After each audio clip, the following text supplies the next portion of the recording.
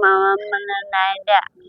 या ठिकाणी कुमारी मानवता उर्फ वंशिका डोंगरे ही आमची छोटी मुलगी इथे उपोषणासाठी आणि अनिता कोलते मॅडम आम्ही सर्व उपोषणासाठी आझाद मैदान येथे बसलेलो आहोत. आमची प्रमुख मागणी अशी आहे की वंशिकाचे वडील स्वर्गीय रविकांतजी डोंगरे हे सन 2003 हे यांचा मृत्यू झाला आणि वंशिकाचा जन्म हा 2000 झालेला होता, 2000 साली.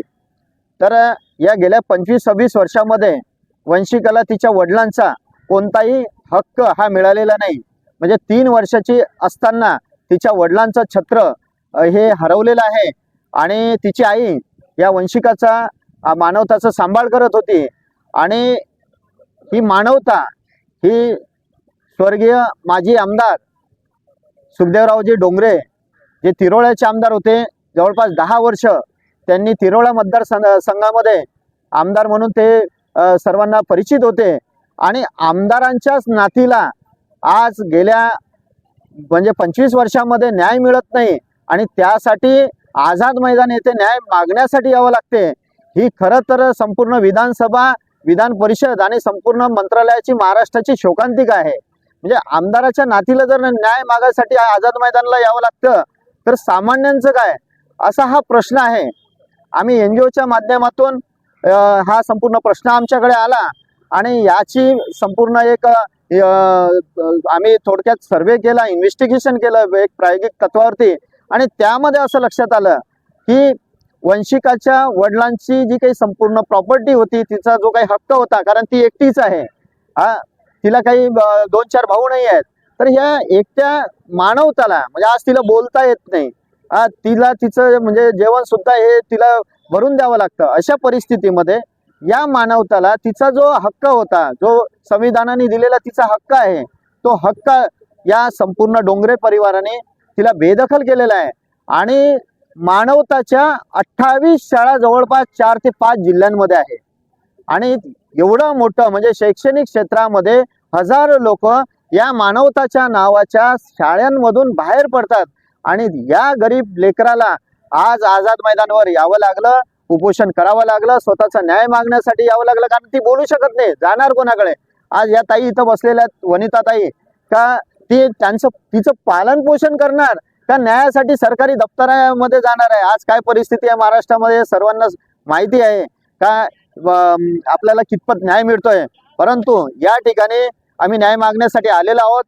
मी काही एक 7-12 आपल्याला दाखवतो. यामध्ये सुखदेवरावजी डोंगरे यांची पत्नी म्हणजे मानवताची आजी हिचं नाव आहे आणि डायरेक्ट संकेत अनिल डोंगरे याचं नाव आलेलं आहे. म्हणजे मानवताचे सुखदेवराव डोंगरेंचे 4 मुलं होते, 4 मुलांपैकी एकटाच नातू येऊन गेलं त्यामध्ये. अशा पद्धतीचं यामध्ये गोडबंगाल झालेला आहे. काही सरकारला जमिनी विकल्या गेलेल्या आहेत, कारण गोसी गुर्दाच्या प्रकल्पामध्ये जमिनी गेलेल्या आहेत, राष्ट्रीय महामार्गामध्ये जमिनी गेलेल्या आहेत. तर सरकारने सुद्धा ह्या जमिनी कशा अक्वायर केल्यात, कारण यामध्ये सर्व वारसदार होते, या वारसदारांना गाफील का ठेवल्या गेलं. आणि शंका आहे की तलाठी, मंडलाधिकारी, SDO आणि कलेक्टर इथपर्यंत तर भ्रष्टाचाराचं लोन नाहीये, कारण ही सर्व इन्व्हॉल्वमेंट असल्याशिवाय 7-12 हे बदलले गेलेले नाही आहेत. आणि सरकारने दिलेले पैसे हे आमच्या मानवताला का मिळाले नाहीत, हा सुद्धा एक प्रश्नाचा म्हणजे प्रश्नार्थक चिन्ह आहे. आमची शासनाला माननीय देवेंद्र फडणवीस साहेबांना विनंती आहे, कारण फडणवीस साहेब हे गेल्या 15 वर्षापासून हे म्हणजे मुख्यमंत्री आहेत, मंत्रालयामध्ये त्यांचं महाराष्ट्रामध्ये खूप प्रचंड काम करतायत, काही चांगले निर्णय घेतलेले आहेत.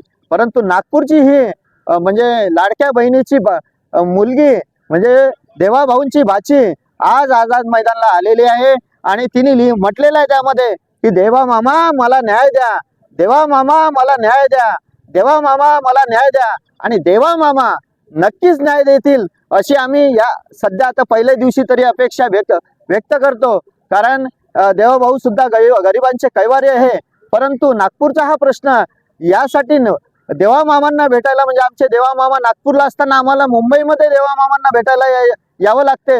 म्हणजे हा सुद्धा देवा मामांनी आमच्या या मुलीचा विचार करावा आणि देवा मामांनी डायरेक्ट या मुलीला भेट द्यावी अशी या ठिकाणी विनंती करतो. आणि महसूल विभागाने गृह खात्याने तात्काळ मंत्रालयीन स्तरावरती कमिटी बसवावी, सचिव स्तरावर कमिटी बसवावी आणि याचं डायरेक्ट एखाद्या एजन्सी मार्फत इन्व्हेस्टिगेशन करावं आणि संबंधितांवरती तात्काळ गुन्हे दाखल करून मानवता या गतिमंद मुलीला तात्काळ न्याय कसा देता येईल या दृष्टीनं प्रयत्न करावे।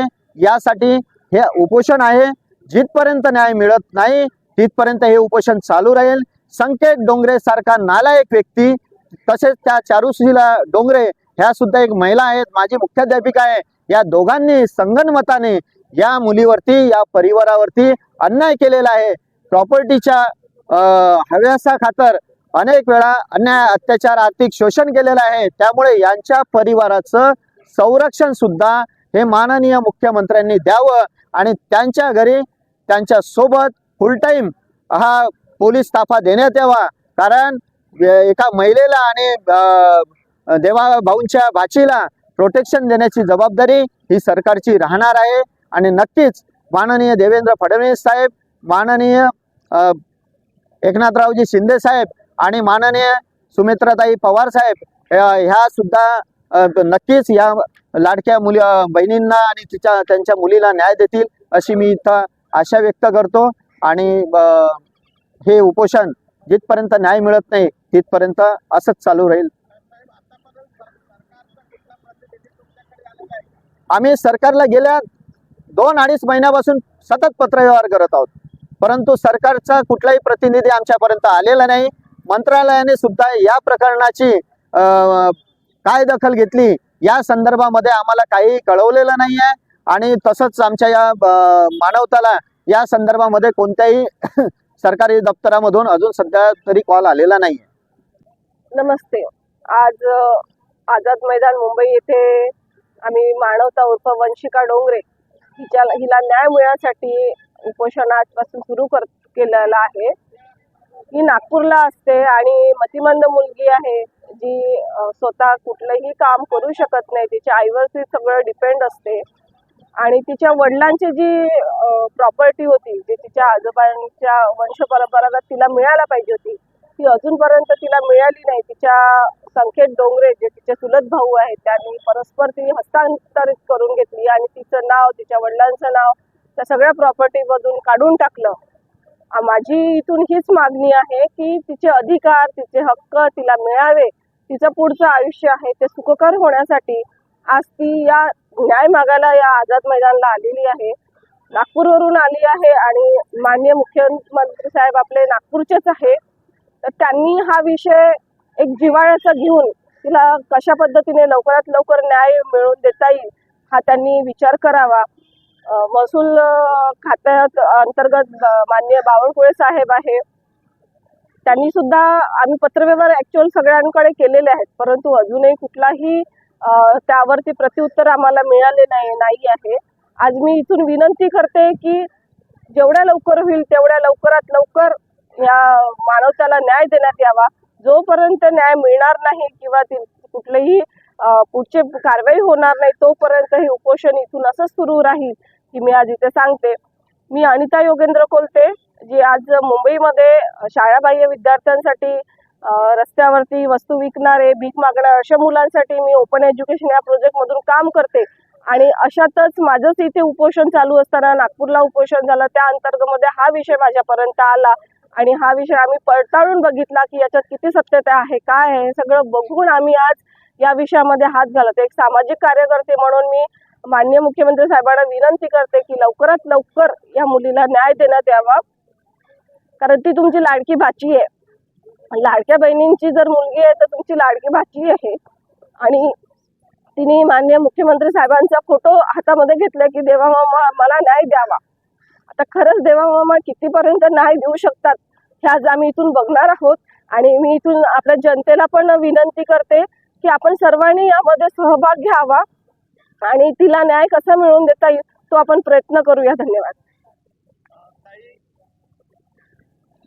देवा भाऊ नागपूरचे आहेत आणि नागपूरचे डोंगरे पण आहेत, बरोबर। इथपर्यंत यायला लागला म्हणजे काय नागपूरला जाऊ शकले असते, नागपूरला काय न्याय भेटले नसते?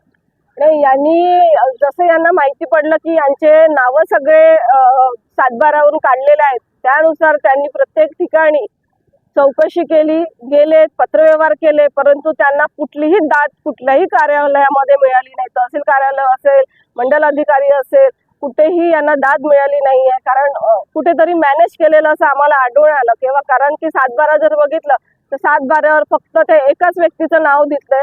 तर मग हिच्या आजोबांचे जर 4 मुलं आहेत, तर 4 मुलांपैकी मग बाकीचे मुलं गेले कुठे? एकच संख्येत महाराष्ट्र जे अधिकारी आहेत त्यांच्यावर पण कारवाई झाली पाहिजे. नक्की जे ज्या म्हणजे जिल्हा पातळीवरून जिथे जिथे हे भ्रष्टपणा झालेले आहे त्या अधिकाऱ्यांवर कारवाई होणे गरजेचं आहे.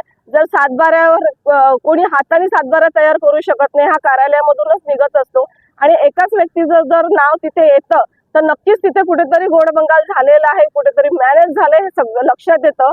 आणि यांनी जर दाद मागितली तर त्यांना धमक्या सुद्धा दिलेल्या जात आहेत की तुम्ही जर काही केला तर आम्ही म्हणजे तुमचं वाईट करू, किंवा जे असेल ते जीवे मारण्याची धमकी वगैरे.